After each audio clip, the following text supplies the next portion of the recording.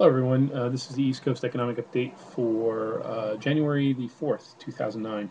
Sorry I haven't been able to make a video since I went to the cabin for Thanksgiving. Unfortunately, I had come down with a severe virus that kept me in bed with 103 fever until about yesterday. So I apologize for not making some videos. Um, just to touch a few bases, you notice that the unemployment rate went down. Warren Pollock Weblock, which of course I'll have his channel in the info box, kind of pointed that out a couple of weeks ago that this is what's going to happen. They're going to pump up the unemployment numbers to allow Bernanke to possibly start to rake in all that excess money that has been floating around to prevent um, hyperinflation from happening. Bob Chapman had indicated the same thing around the same time, and that's just sorry guys. I'm too popular for my own damn good. Um, uh, what was I saying? Oh, um, the main issue here is that the numbers, of course, are completely asinine.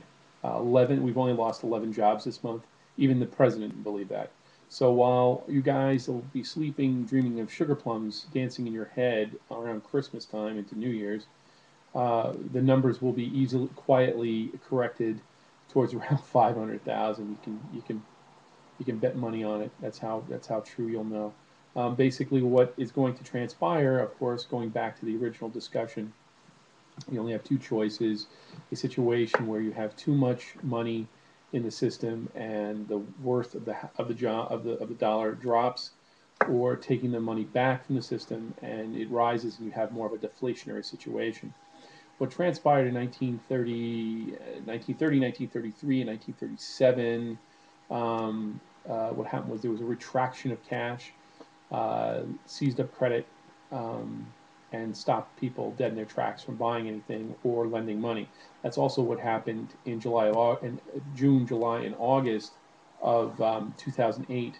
If you look back at the numbers, the dollar was down near 70 cents or 70 bips, and Bernanke decided first thing he did as chairman is to start to raise the interest rates. He had almost gotten it up to 5%, maybe 5.5% by July of 2008, and it seized up the credit markets. That's what caused the credit crisis.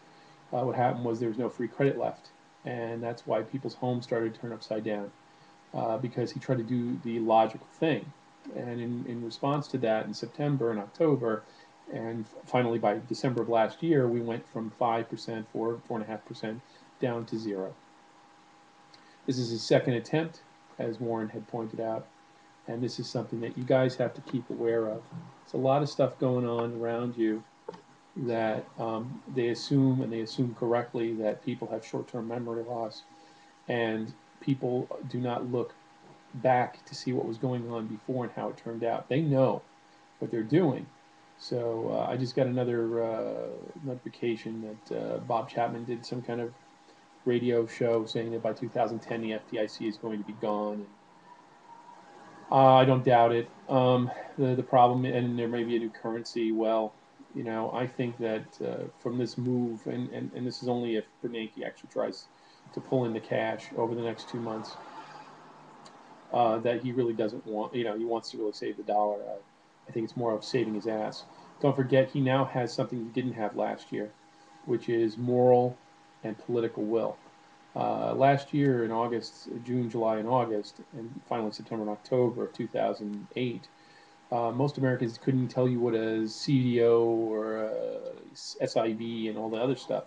And the onus and the power was really coming from the bankers, and the bankers were really calling the deals, obviously. Now, with all the bailouts and trillions of dollars that have been sprayed upon, and true disdain by the American people not to do this anymore, and Bernanke trying to not get lynched by the end of this process, he now has the moral and political will to really shtup these, screw these bankers and he'll be considered a hero. So watch carefully. It's all about politics. Doesn't make it, it. It has nothing to do with common sense. If there was common sense in play here, most of this crap would have been over in a couple of months last year, and we wouldn't even have anything to talk about. We'd be, doing something different right now. And the unemployment, and don't forget something else. The unemployment rate was at 5.6% until November, and those are questionable numbers. It's almost double. So just be aware of that.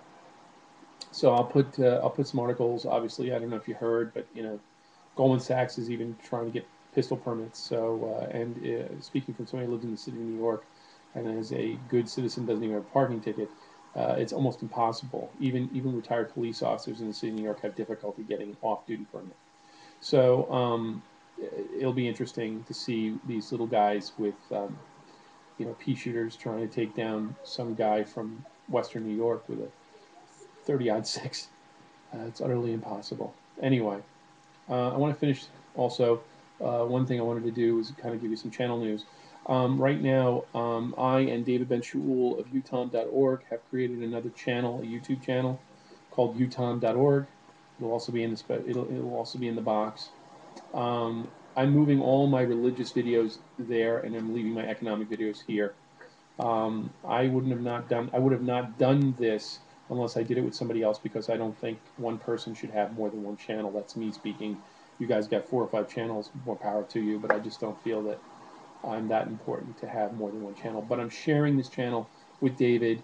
David is putting up some stuff, and what we're going to do is, instead of me throwing doom and gloom at you 24/7, which I will be here as long as there's doom and gloom to tell, I will also be. We're going to be doing a little upper level Jewish thought and how it relates to other religions, particularly to Christianity. That seems to be of greater interest, and to Islam, um, just to have a different venue.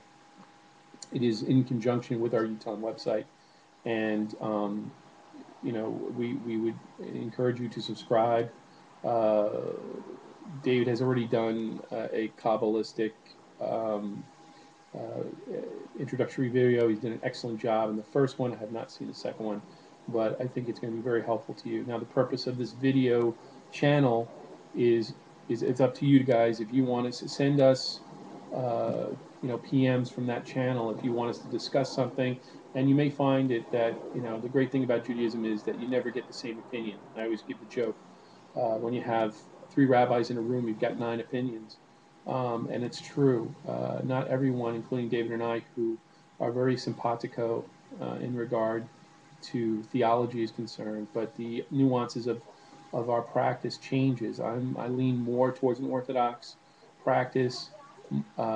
David does too, but he has different experiences that may direct him differently than I do on certain avenues. Even though we agree each other, we do agree on the basis, on the basics of our belief system, and that's really what's important.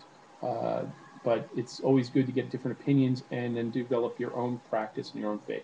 So just want to throw that out to you for those of you who would be interested. So I will have no more theology videos on this channel. It will be on the UTOM channel. The newsletter is going to be sent out very shortly. Unfortunately, I was flat on my back. We just finished it up today. Hopefully, it'll be sent out before Shabbos. No guarantees. If not, it'll be sent out on Sunday. All right, folks. Peace. Shabbat shalom and good Shabbos.